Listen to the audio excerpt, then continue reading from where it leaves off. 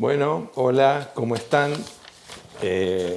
Bueno, este es un video que hago para poder responder sobre... Les hice una pregunta a todos ustedes. Esto responde al curso de evaluación y tratamiento de la cintura pélvica de Perú, Argentina. Entonces, la pregunta era, ¿quién y cómo se controla el tono muscular? Tanto Diana Lee como Lali, como Soledad y como Catherine han respondido. Si bien estuvo correcto, pero falta en la respuesta, por eso yo ya di cada indicación a través del grupo, pero les prometí el video.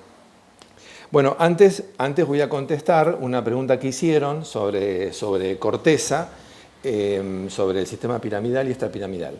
La función del sistema que decían que el sistema piramidal inhibía el tono. No.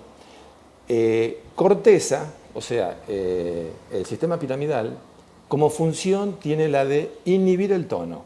Todo lo contrario, el sistema extrapiramidal, que la función de él es la facilitación. Por tanto, una lesión de corteza del sistema piramidal nos va a dar una espasticidad. Recuerden que su función es la de inhibir. Entonces, si está inhibido, si hay una lesión, prevalece lo extrapiramidal. Y la lesión de lo extrapiramidal, que su función es la de facilitar, nos va a dar una inhibición. Pero cuando hablamos del tono, no tiene que ver la corteza. Recordemos que mi tono ahora es mantenido y yo no soy consciente de eso. Entonces, vamos por lo más sencillo. A través del estiramiento muscular, imaginemos que esto es el uso neuromuscular. Recordemos que por cada fibra muscular, la fibra se compone por miofibrillas, por fibra extrafusal. Por cada fibra hay entre 3 y 12 o hasta más usos neuromusculares, que es el receptor fundamental de la fibra muscular. Entonces, uno de los sistemas por los cuales controlamos el tono es el reflejo miotático, que es la vía final común. Recordemos, una pierna, una persona, un uso neuromuscular que lo agrandé muchísimo acá para poder explicarlo. Vamos a describir el uso neuromuscular. Esto sería la fibra extrafusal. El uso neuromuscular tiene un cuerpo que la parte central es inextensible. Y después tiene dos polos. En los polos hay un musculito que le decimos fibra intrafusal. Dentro de los cuerpos hay estos receptores que es en bolsa, que responde a todo lo que es velocidad, es decir, a todo lo que es velocidad sería musculatura dinámica, fásica, y en cadena, que responde a todo lo que es movimiento lento o gradual, que sería la marcha. Entonces, cuando nosotros caminamos lentamente, normalmente, ese uso neuromuscular ante el estiramiento del músculo, ese se excita, se alarga ese uso.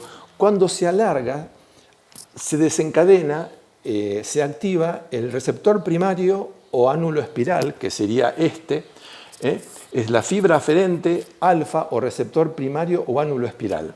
Entonces, se estimula y por vía aferente alfa entra por el asta posterior de médula, va hasta el asta anterior, hace sinapsis con la alfa motoneurona, que sería la vía final común, la alfa y su axón, y a través de esa vía, acá, va a inervar la fibra extrafusal donde se produce la contracción.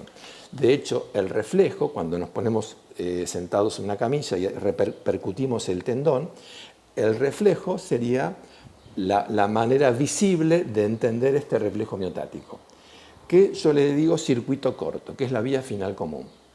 Entonces, ante una carrera se estimulan el receptor en bolsa de saco, que responde a la velocidad, y se genera ese circuito, y si estamos caminando lentamente, se estimula este receptor en cadena a través del ánulo espiral, hace el circuito hasta el asta anterior y va la contracción a la fibra extrafusal. Y de esa manera, a través del sistema alfa, la alfa motoneurona, es donde el tono muscular se mantiene, ¿no?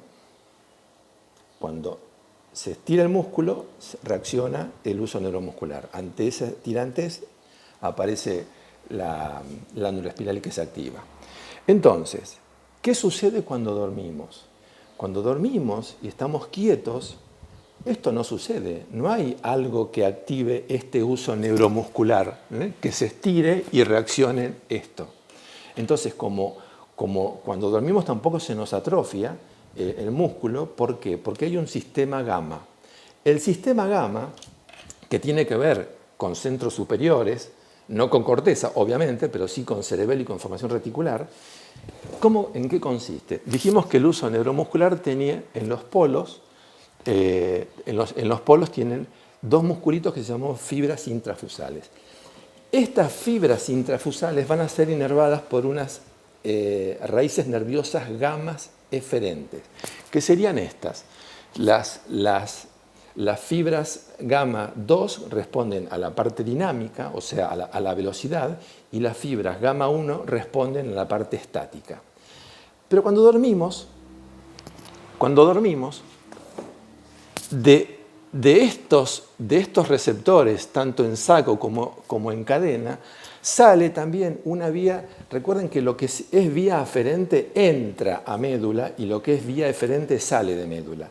Entonces, a través de estos receptores, fibras aferentes gamma, entran por asta posterior de médula, van a la sustancia blanca y por haces espinocerebelosos ascendentes suben a cerebelo, informan a cerebelo, por fibras cerebelo-reticulares van a formación reticular y ahí les informan, les dicen, acá no hay actividad, en el uso no hay actividad. Entonces, como no hay actividad, formación reticular, que depende del cerebelo, va a facilitar a través de fibras reticuloespinales descendentes por sustancia blanca, va al nivel correspondiente, se cruza, va a la asta posterior, va a la asta anterior y en asta anterior hace sinapsis con la gamma motoneurona eferente, que son estas fibras que van a inervar estos polos, y como estamos durmiendo y como dijimos en el sistema alfa hay un estiramiento, pero acá estamos quietos, ¿qué pasa? Contrae esta fibra intrafusal. Cuando contrae la fibra intrafusal, el uso neuromuscular, se produce el estiramiento y entonces reacciona la fibra, se activa el receptor primario o ánulo espiral o 1A y entonces desencadena por fibra aferente alfa el circuito corto o reflejo miotático. Entonces, a través del circuito del reflejo miotático se activa la fibra extrafusal. Por eso cuando dormimos, gracias al sistema gamma que llega a cerebelo y formación reticular, que es lo que controla, regula el sistema gamma y el tono, se produce la contracción a través de la vía final común. Gracias al sistema gamma que produce la contracción de la fibra intrafusal y desencadena otra vez el circuito corto. Entonces, de esa manera, nosotros podemos mantener el tono muscular. Por eso yo les decía, cuando contesten la pregunta, reúnan elementos que nos sirvan para nosotros la clínica. Primero, para entender el mecanismo de cómo se mantiene el tono muscular. No sé dónde mirar, aquí. Primero, cómo se mantiene el tono muscular, cuáles son las vías, cómo se conforma el uso neuromuscular. También les hice una pregunta. ¿Qué órgano, si queda afectado, el tono muscular no sucede? Entonces está contestado con todo esto. Porque si yo estoy en un partido de algo, de fútbol, y recibo una patada en el cuádriceps, por ejemplo, así como la fibra extrafusal va a sufrir un daño, también lo sufre la fibra intrafusal. Si la fibra intrafusal recibe esa lesión, que está bien, si son músculos chiquititos que a nivel de microelectrónico se puede visualizar bien, pero es un componente muy, muy diminuto. Pero hay muchos y hay actina, hay miosina y hay un músculo intrafusal que también se puede espasmar o entrar en retracción. Cuando ese musculito se espasma, cuando este músculo entra en disfunción y se espasma, esto va a reaccionar en tirantez. Entonces, este circuito va a informar que acá hay actividad. En realidad no hay actividad, hay una lesión. Esto no es inteligente, esto reacciona o no reacciona, según la respuesta mecánica.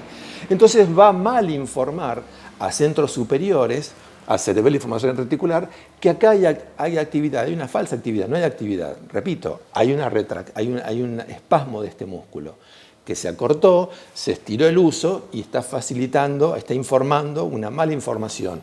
Con lo cual, si creen que hay una facilitación, que hay una actividad, acá no manda facilitar, manda inhibición. O sea, no hay respuesta de que se genere esta contracción y se genere el arco reflejo miotático. Entonces, si esto lo tenemos, vamos a tener el bajo tono, porque va a mandar inhibición, inhibición, inhibición, inhibición de formación reticular.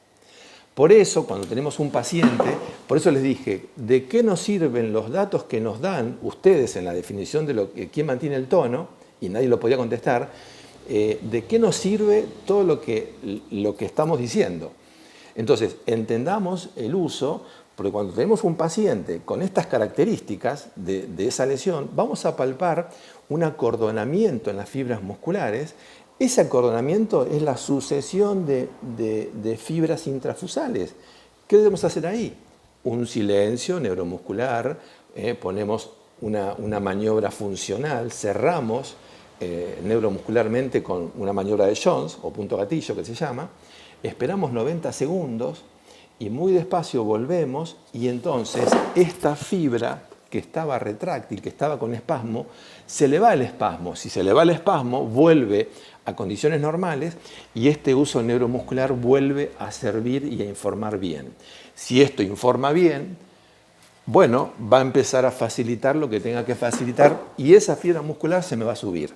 Por eso muchos tratamientos que empezamos sin entender esto del uso de la fibra intrafusal dentro del uso, cuando no entendemos y no la tenemos en cuenta, si la dejamos así, por más que activemos un músculo con el ejercicio que sea, nunca va a levantar. Entonces lo primero que tenemos que ver es el estado y es el equilibrio de la fibra intrafusal con la fibra extrafusal. Así que bueno, espero que haya quedado claro y nos seguimos comunicando. Chau, chau.